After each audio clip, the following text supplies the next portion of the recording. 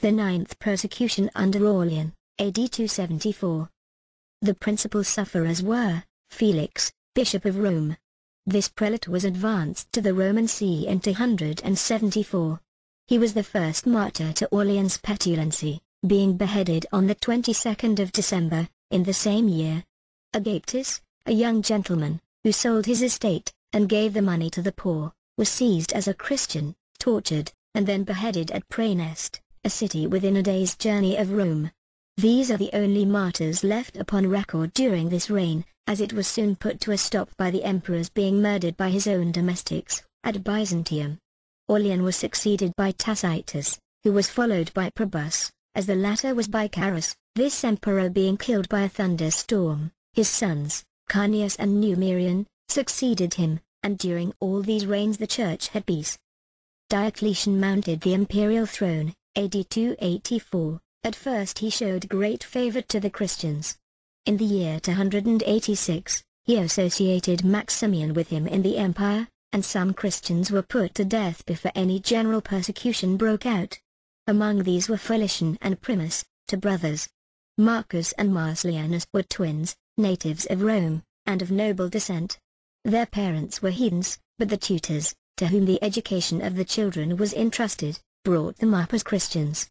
Their constancy at length subdued those who wished them to become pagans, and their parents and whole family became converts to a faith they had before reprobated. They were martyred by being tied to posts, and having their feet pierced with nails. After remaining in this situation for a day and a night, their sufferings were put an end to by thrusting lances through their bodies.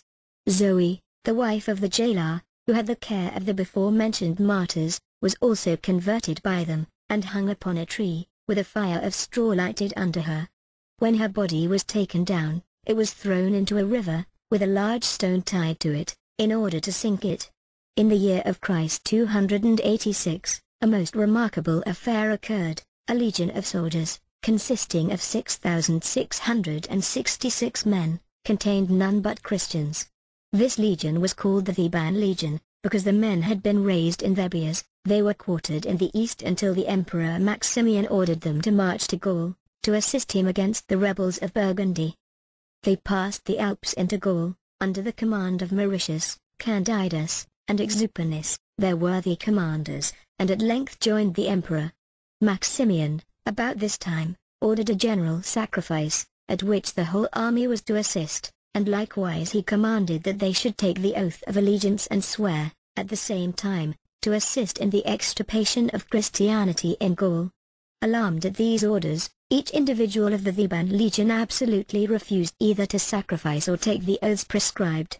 This so greatly enraged Maximian, that he ordered the legion to be decimated, that is, every 10th man to be selected from the rest, and put to the sword. This bloody order having been put in execution, those who remained alive were still inflexible, when a second decimation took place, and every 10th man of those living was put to death. This second severity made no more impression than the first had done. The soldiers preserved their fortitude and their principles, but by the advice of their officers they drew up a loyal remonstrance to the emperor. This, it might have been presumed, would have softened the emperor, but it had a contrary effect, for, enraged at their perseverance and unanimity, he commanded that the whole legion should be put to death, which was accordingly executed by the other troops, who cut them to pieces with their swords, September 22, 286. Alban, from whom St. Albans, in Hertfordshire, received its name, was the first British martyr. Great Britain had received the gospel of Christ from Lucius, the first Christian king, but did not suffer from the rage of persecution for many years after. He was originally a pagan, but converted by a Christian ecclesiastic, named Amphibolus, whom he sheltered on account of his religion. The enemies of Amphibolus, having intelligence of the place where he was secreted, came to the house of Alban, in order to facilitate his escape. When the soldiers came, he offered himself up as the person they were seeking for. The deceit being detected, the governor ordered him to be scourged, and then he was sentenced to be beheaded, June 22, AD 287. The Venerable Bede assures us, that, upon this occasion, the executioner suddenly became a convert to Christianity, and entreated permission to die for Alban, or with him. Obtaining the latter request, they were beheaded by a soldier, who voluntarily undertook the task of executioner.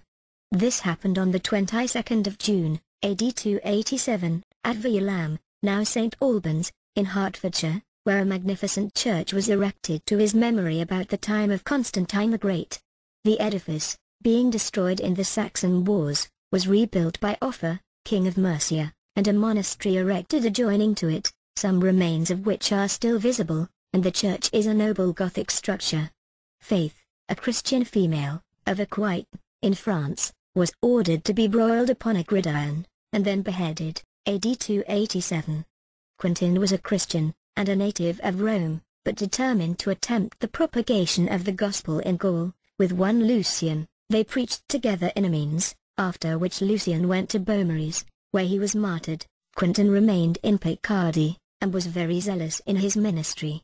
Being seized upon as a Christian, he was stretched with pulleys until his joints were dislocated. His body was then torn with wire scourges, and boiling oil and pitch poured on his naked flesh. Lighted torches were applied to his sides and armpits, and after he had been thus tortured, he was remanded back to prison, and died of the barbarities he had suffered, October 31, AD 287.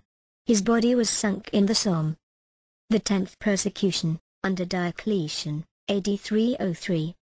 Under the Roman emperors, commonly called the era of the Martyrs, was occasioned partly by the increasing number and luxury of the Christians, and the hatred of Galerius, the adopted son of Diocletian, who, being stimulated by his mother, a bigoted pagan, never ceased persuading the emperor to enter upon the persecution, until he had accomplished his purpose.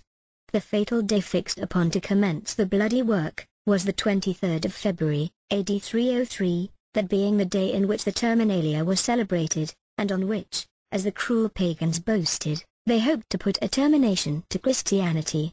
On the appointed day, the persecution began in Nicomedia, on the morning of which the prefect of that city repaired, with a great number of officers and assistants, to the church of the Christians, where, having forced open the doors, they seized upon all the sacred books, and committed them to the flames. The whole of this transaction was in the presence of Diocletian and Galerius, who, not contented with burning the books, had the church levelled with the ground. This was followed by a severe edict, commanding the destruction of all other Christian churches and books, and an order soon succeeded, to render Christians of all denomination outlaws. The publication of this edict occasioned an immediate martyrdom, for a bold Christian not only tore it down from the place to which it was affixed, but execrated the name of the emperor for his injustice. A provocation like this was sufficient to call down pagan vengeance upon his head. He was accordingly seized, severely tortured, and then burned alive. All the Christians were apprehended and imprisoned, and Galerius privately ordered the imperial palace to be set on fire, that the Christians might be charged as the incendiaries, and a plausible pretense given for carrying on the persecution with the greater severities. A general sacrifice was commenced, which occasioned various martyrdoms. No distinction was made of age or sex. The name of Christian was so obnoxious to the pagans that all indiscriminately fell sacrifices to their opinions. Many houses were set on fire, and whole Christian families perished in the flames, and others had stones fastened about their necks, and being tied together were driven into the sea. The persecution became general in all the Roman provinces, but more particularly in the East, and as it lasted 10 years, it is impossible to ascertain the numbers martyred, or to enumerate the various modes of martyrdom. Racks, scourges, swords, daggers, crosses, poison, and famine, were made use of in various parts to dispatch the Christians. An invention was exhausted to devise tortures against such as had no crime, but thinking differently from the votaries of superstition. A city of Phrygia, consisting entirely of Christians, was burnt, and all the inhabitants perished in the flames. Tired with slaughter, at length, several governors of provinces represented to the imperial court the impropriety of such conduct. Hence many were respited from execution, but, though they were not put to death, as much as possible was done to render their lives miserable, many of them having their ears cut off, their noses slit, their right eyes put out, their limbs rendered useless by dreadful dislocations, and their flesh seared in conspicuous places with red-hot irons. It is necessary now to particularize the most conspicuous persons who laid down their lives in martyrdom in this bloody persecution. Sebastian, a celebrated martyr, was born at Narbonne, in Gaul, instructed in the principles of Christianity at Milan, and afterward became an officer of the Emperor's Guard at Rome. He remained a true Christian in the midst of idolatry, unallured by the splendors of a court, untainted by evil examples, and uncontaminated by the hopes of preferment. Refusing to be a pagan, the emperor ordered him to be taken to a field near the city, termed the Campus Martius, and there to be shot to death with arrows, which sentence was executed accordingly. Some pious Christians coming to the place of execution, in order to give his body burial, perceived signs of life in him, and immediately moving him to a place of security, they, in a short time effected his recovery, and prepared him for a second martyrdom, for, as soon as he was able to go out, he placed himself intentionally in the emperor's way as he was going to the temple, and reprehended him for his various cruelties and unreasonable prejudices against Christianity. As soon as Diocletian had overcome his surprise, he ordered Sebastian to be seized, and carried to a place near the palace, and beaten to death, and, that the Christians should not either use means again to recover or bury his body, he ordered that it should be thrown into the common sewer. Nevertheless, a Christian lady named Lucina, found means to remove it from the sewer, and bury it in the catacombs, or repositories of the dead. The Christians, about this time, upon mature consideration, thought it unlawful to bear arms under a heathen emperor. Maximilian, the son of Fabius Victor, was the first beheaded under this regulation. Vitus, a Sicilian of considerable family, was brought up a Christian. When his virtues increased with his years, his constancy supported him under all afflictions, and his faith was superior to the most dangerous perils. His father, Hylas, who was a pagan, finding that he had been instructed in the principles of Christianity by the nurse who brought him up, used all his endeavors to bring him back to paganism, and at length sacrificed his son to the idols, June 14, AD 303.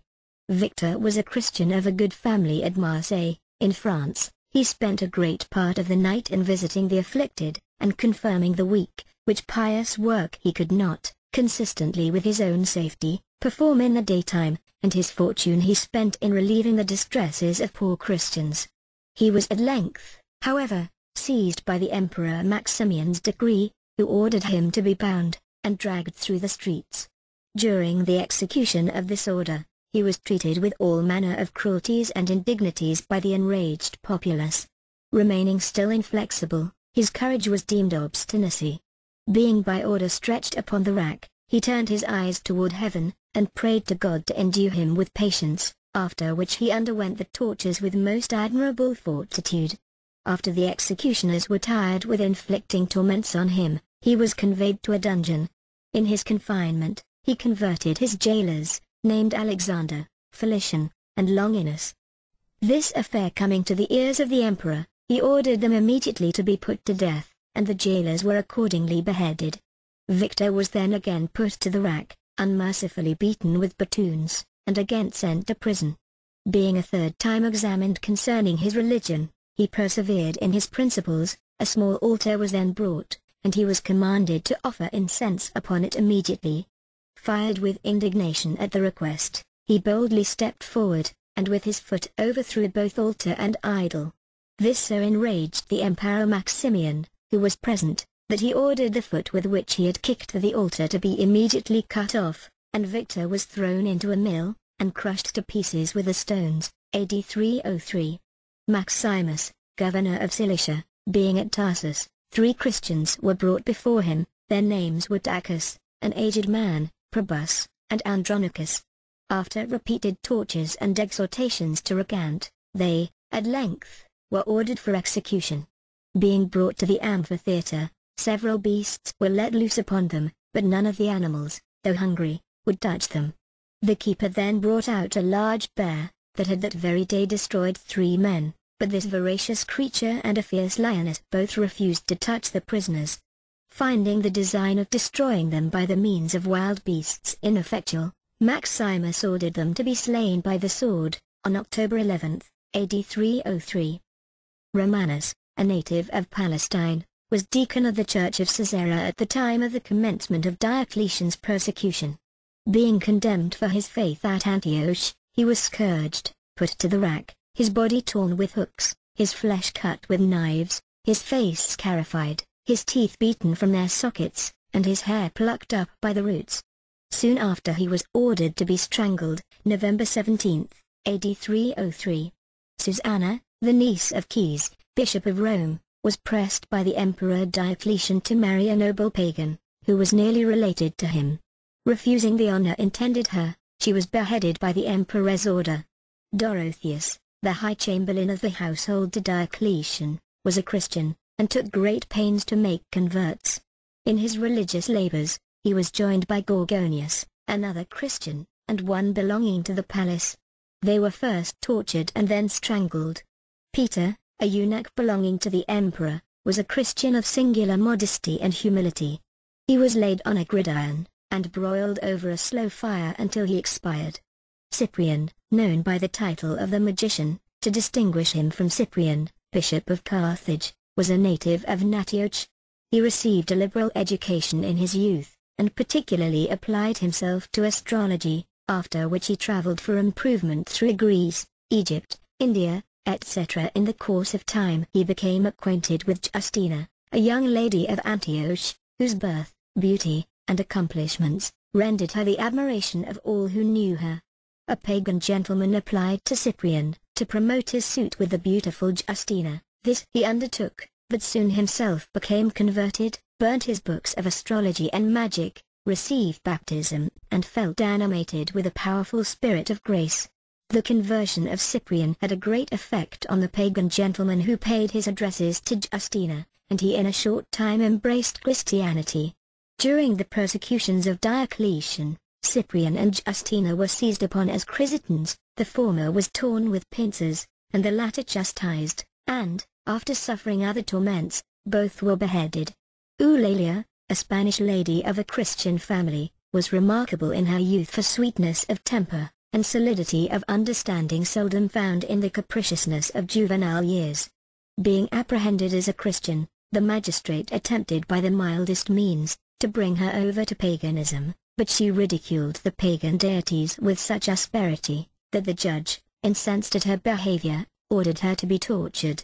Her sides were accordingly torn by hooks, and her breasts burned in the most shocking manner, until she expired by the violence of the flames. December, AD 303. In the year 304, when the persecution reached Spain, Dacian, the governor of Tarragona, ordered Valerius the bishop, and Vincent the deacon, to be seized, loaded with irons, and imprisoned. The prisoners being firm in their resolution, Valerius was banished, and Vincent was racked, his limbs dislocated, his flesh torn with hooks, and he was laid on a gridiron, which had not only a fire placed under it, but spikes at the top, which ran into his flesh.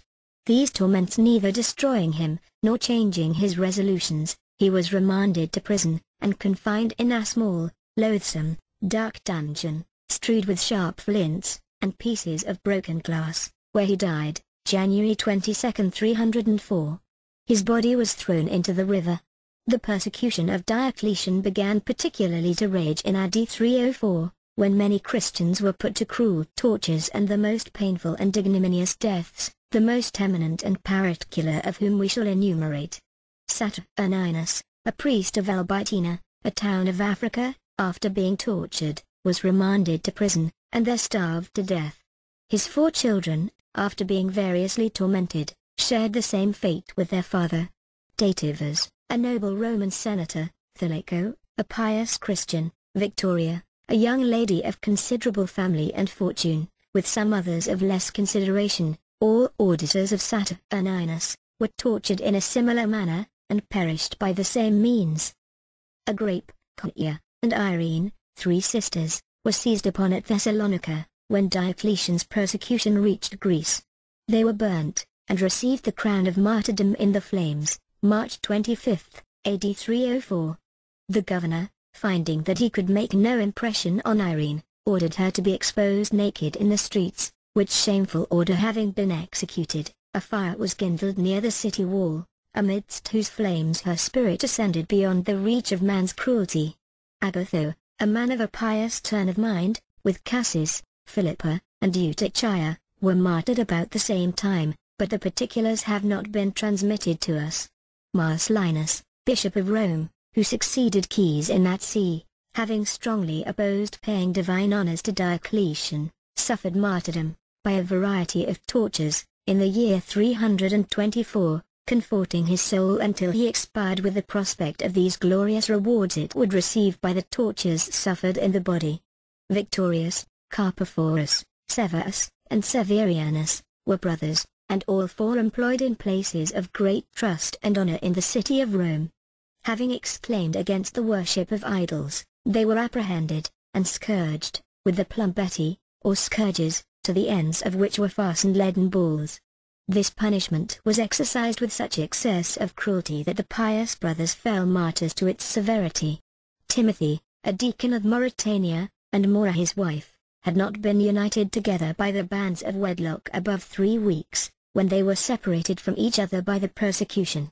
Timothy, being apprehended, as a Christian, was carried before Arianus, the governor of Thebes, who, knowing that he had the keeping of the Holy Scriptures, commanded him to deliver them up to be burnt, to which he answered, "Had I children, I would sooner deliver them up to be sacrificed, than part with the word of God." The governor, being much incensed at this reply, ordered his eyes to be put out, with red-hot irons, saying, "The books shall at least be useless to you, for you shall not see to read them." His patience under the operation was so great that the governor grew more exasperated. He, therefore, in order, if possible, to overcome his fortitude, ordered him to be hung up by the feet, with a weight tied about his neck, and a gag in his mouth. In this state, Maura his wife, tenderly urged him for her sake to recant, but, when the gag was taken out of his mouth, instead of consenting to his wife's entreaties, he greatly blamed her mistaken love, and declared his resolution of dying for the faith. The consequence was, that Maura resolved to imitate his courage and fidelity and either to accompany or follow him to glory. The governor, after trying in vain to alter her resolution, ordered her to be tortured, which was executed with great severity. After this, Timothy and Maura were crucified near each other, AD 304. Sabinus, Bishop of Assisium, refusing to sacrifice to Jupiter, and pushing the idol from him, had his hand cut off by the order of the governor of Tuscany. While in prison, he converted the governor and his family, all of whom suffered martyrdom for the faith. Soon after their execution, Sabinus himself was scourged to death, December, AD 304. Tired with the farce of state and public business, the Emperor Diocletian resigned the imperial diadem, and was succeeded by Constantius and Galerius, the former a prince of the most mild and humane disposition and the latter equally remarkable for his cruelty and tyranny. These divided the empire into 2 equal governments, Galerius ruling in the east, and Constantius in the west, and the people in the 2 governments felt the effects of the dispositions of the 2 emperors, for those in the west were governed in the mildest manner, but such as resided in the east felt all the miseries of oppression and lengthened tortures.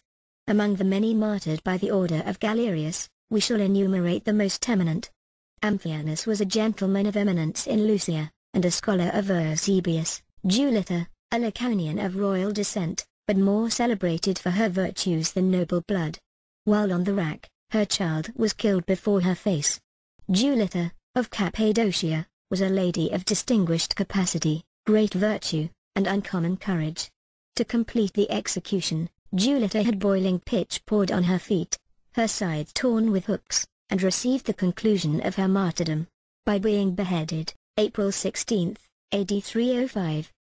Hermolaus, a venerable and pious Christian, or a great age, and an intimate acquaintance of Pantaleon's, suffered martyrdom for the faith on the same day, and in the same manner as Pantaleon. Astratius, secretary to the governor of Armena, was thrown into a fiery furnace for exhorting some Christians who had been apprehended, to persevere in their faith. Nicander and Marcin, 2 eminent Roman military officers, were apprehended on account of their faith. As they were both men of great abilities in their profession, the utmost means were used to induce them to renounce Christianity, but these endeavors being found ineffectual, they were beheaded.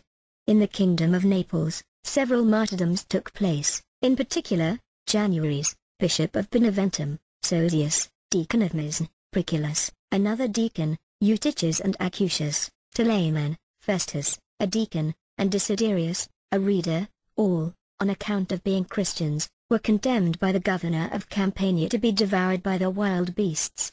The savage animals, however, would not touch them, and so they were beheaded.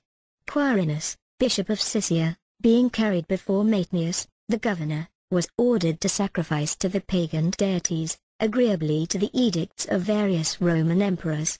The governor, perceiving his constancy, sent him to jail, and ordered him to be heavily ironed, flattering himself that the hardships of a jail, some occasional tortures and the weight of chains, might overcome his resolution.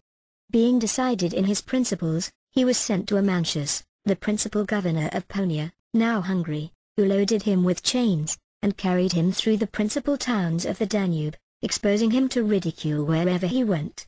Arriving at length at Siberia, and finding that Quirinus would not renounce his faith, he ordered him to be cast into a river, with a stone fastened about his neck.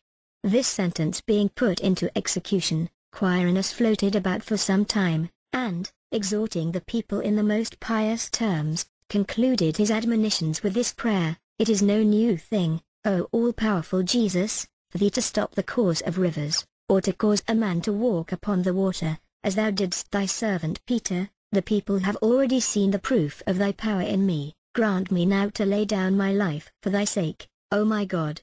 On pronouncing the last words he immediately sank, and died, June 4, AD 308.